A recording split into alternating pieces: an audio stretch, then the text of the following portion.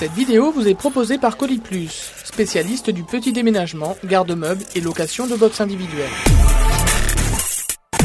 Alors on va parler aujourd'hui d'une étude qui a été réalisée sur Guichen qui concerne l'analyse des besoins sociaux des habitants de Guichen. Alors Sylvie, pourquoi déjà, dans quel but cette analyse au départ ? Alors, dans le but principal, c'est quand même relever les problématiques ou les manques les plus importants des habitants de Guichen, mais c'est également surtout, je dirais aussi, faire le point sur l'existant, les points forts et les points faibles. Vous avez fait déjà un petit panorama de la société guichenaise.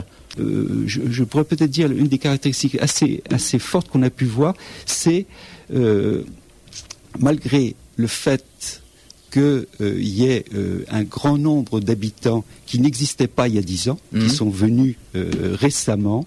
La qualité de vie qui existait auparavant s'est transmise. Alors là, on a une question culturelle fondamentale, c'est qu'il y a vraiment un mode de vie qui demain risque d'être contrecarré par beaucoup de changements sociaux, mais qui est quand même la première des qualités de celui-là. Et l'enquête rendait compte. C'est vrai que c'est intéressant ce qu'on voit dans l'enquête, puis on s'en rend compte même quand on vient à Guichen comme ça, c'est que c'est pas même si, comme vous l'avez dit, il y a beaucoup de nouveaux habitants qui sont arrivés ces dernières années, c'est pas une cité dortoir Guichen. Il y a vraiment une vraie vie associative, une vraie vie culturelle, peut-être parce qu'il y a aussi des équipements qui sont là, mais les gens il se passe des choses et ça c'est intéressant, ils se sentent quand même appartenir à la commune. Ça c'est une première chose positive. 2 ateliers, donc on en parle, les horaires de travail atypiques et la garde des enfants. Ça c'est Jean-Marc, c'est vraiment un point qui a été c'est souvent revenu, le côté de la garde des enfants. La question vraiment des horaires atypiques, elle est fondamentale parce qu'elle touche essentiellement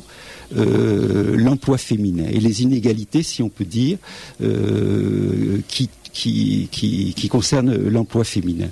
Et là, c'est là où c'est intéressant de prendre cette question-là au niveau de l'analyse des besoins sociaux, c'est qu'on sait aujourd'hui que la moitié des emplois nouveaux qui se créent sont des emplois sur des horaires atypiques. Donc traiter cette question-là dans une agglomération qui n'est pas la grande ville de Rennes, qui n'est pas non plus le milieu rural, c'est vraiment aborder un questionnement de fond qui vont toucher demain surtout les populations nouvelles et les jeunes populations, mais pas seulement. Ça concerne vraiment l'ensemble des habitants et c'est vraiment un atelier d'une richesse absolument Il y a vraiment des choses à dire, des choses à faire. Voilà.